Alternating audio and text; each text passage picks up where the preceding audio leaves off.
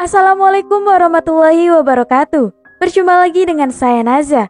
Kali ini saya akan membawakan sebuah kisah yang berjudul Nabi Idris alaihissalam. Semoga kita selalu di dalam lindungannya. Jangan lupa untuk klik like, komen, subscribe, dan bunyikan loncengnya agar kalian tak ketinggalan kisah menarik lainnya. Tanpa berlama-lama lagi, langsung saja kita ke kisahnya. Allah Subhanahu wa Ta'ala berfirman, "Dan ceritakanlah, hai Muhammad, kepada mereka kisah Idris yang tersebut di dalam Al-Quran. Sesungguhnya ia adalah seorang yang sangat membenarkan dan seorang rasul, dan kami telah mengangkatnya ke martabat yang tinggi." Quran Surat Maryam ayat 56 hingga 57. Kita tidak mengetahui bila Nabi Idris hidup dan kepada kaum siapa dia diutus, dan bagaimana Allah Subhanahu wa Ta'ala mengangkat derajatnya pada kedudukan yang lebih tinggi. Menurut cerita kuno, disebutkan bahwa Nabi Idris adalah Uzairis, salah seorang pahlawan Mesir kuno. Beliau dianggap sebagai Tuhan berhala. Isis, istrinya, memainkan peranan penting dalam mengembalikannya pada kehidupan. Kami tidak memiliki suatu sumber yang otentik yang dapat kami percaya untuk meneguhkan pendapat seputar Nabi Idris alaihissalam.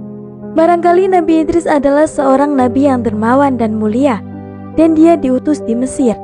Lalu Allah Subhanahu wa Ta'ala mengangkatnya di sisinya, seperti Nabi Isa ibnu Maryam. Ketika beliau diangkat, terjadilah berbagai macam isu dan fitnah seputar beliau, dan kemudian beliau dijadikan sebagai Tuhan.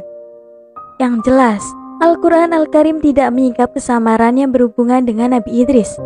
Yang kami ketahui hanya bahwa beliau adalah seseorang yang jujur, yang terpercaya, dan seorang nabi.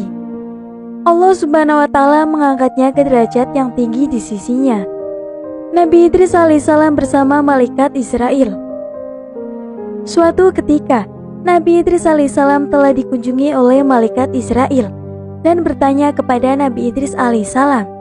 Katanya, "Hai malaikat Israel, engkau datang ini untuk mencabut nyawa atau untuk menziarah?" Kata malaikat Israel, "Aku datang untuk menziarah dengan izin Allah."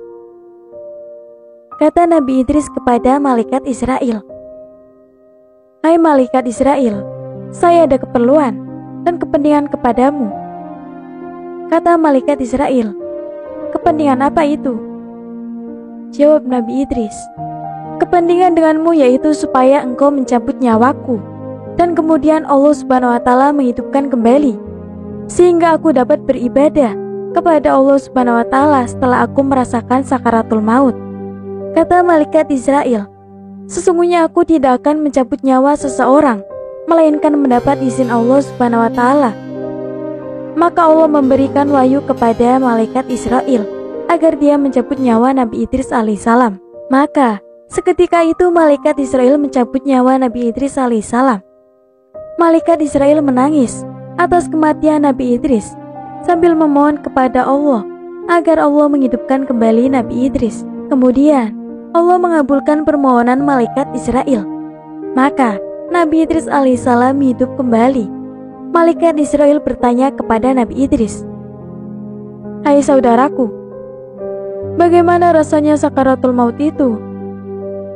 Kata Nabi Idris alaihissalam, "Sesungguhnya rasa sakaratul maut itu saya umpamakan binatang yang hidup itu dilapak kulitnya. Dan begitulah rasanya sakaratul maut, bahkan lebih 1000 kali sakit." Kata malaikat maut, "Secara halus dan berhati-hati aku mencabut nyawa yang seperti itu selama-lamanya." Kemudian Nabi Idris alaihissalam berkata lagi pada malaikat maut, "Hai malaikat maut, saya ada keinginan lagi dengan engkau, yaitu saya ingin melihat neraka jahanam, sehingga saya boleh beribadah kepada Allah dengan bersungguh-sungguh setelah melihat belenggu, rantai-rantai, dan kalajengking yang menyengat orang-orang yang ada di neraka jahanam." Kata malaikat maut, "Bagaimana saya boleh pergi ke neraka jahanam tanpa izin Allah Subhanahu wa Ta'ala?" Maka Allah Subhanahu wa Ta'ala memberi wahyu kepada malaikat maut dengan firman-Nya, "Pergilah engkau ke neraka jahanam bersama-sama dengan Nabi Idris alaihissalam." Malaikat maut pun pergi ke neraka jahanam bersama dengan Nabi Idris. Kemudian, Idris melihat segala macam siksaan yang diciptakan oleh Allah Subhanahu wa Ta'ala untuk para musuh-musuhnya yang berupa belenggu, rantai-rantai daripada neraka, dan kalajengking serta ular dengan api-api yang menyala, dan kayu zakum, dan air yang sangat panas untuk diminum oleh ahli neraka tersebut. Setelah kembali, Nabi Idris alaihissalam berkata lagi kepada malaikat maut, "Hai malaikat maut, saya ada keinginan lagi denganmu, yaitu saya ingin melihat surga, sehingga saya boleh tambah meningkatkan amal ibadah." Maka malaikat maut berkata, "Bagaimana boleh saya bersamamu ke dalam surga tanpa dengan izin Allah Subhanahu wa Ta'ala?" Maka Allah Subhanahu wa Ta'ala memberi izin pada malaikat maut untuk pergi berdua dan berhenti dekat pintu surga. Maka Nabi Idris melihat di dalamnya nampak bermacam-macam nikmat dan istana besar, lagi indah, dan beberapa anugerah yang berharga. Juga tumbuh-tumbuhan serta buah-buahan yang beraneka warna, dan rasanya pun berbeda-beda. Kemudian Nabi Idris berkata, "Hai saudaraku, saya telah merasakan sakitnya sakaratul maut. Saya pun telah melihat neraka jahanam, yang di dalamnya bermacam-macam rupa siksaan dan azab neraka. Maka mohonlah engkau kepada Allah, agar Allah mengizinkan saya untuk masuk ke surga, dan minum airnya agar hilang rasa sakitnya sakaratul maut ini, dan juga agar terhindar daripada siksaan neraka jahanam." Maka malaikat Israel meminta izin kepada Allah Subhanahu wa Ta'ala. Kemudian Allah mengizinkannya. Masuklah mereka berdua ke alam surga lalu keluar. Kemudian Nabi Idris alaihissalam masuk lagi ke dalam surga dan meletakkan seliparnya di bawah pokok kayu di dalam surga. Maka Nabi Idris berkata kepada malaikat Israel, "Hai malaikat maut, selipar saya tertinggal di dalam surga, di bawah pokok kayu. Maka kembalikanlah saya ke dalam surga." Nabi Idris masuk ke surga dan tak mau keluar lagi dari surga. Maka berteriaklah malaikat Israel memanggil Nabi Idris agar keluar dari surga. "Hai Idris, keluarlah engkau dari surga." Maka Nabi Idris pun tak mau keluar. Kemudian Allah Subhanahu wa Ta'ala telah berfirman, "Tiap-tiap orang mesti merasakan sakaratul maut, sedangkan saya sudah merasakan sakaratul maut." Dan Allah Subhanahu wa Ta'ala berfirman lagi, maksudnya, "Tidak ada di antara kamu sekalian kecuali mereka itu memasuki neraka atau surga, sedangkan aku pernah memasuki neraka."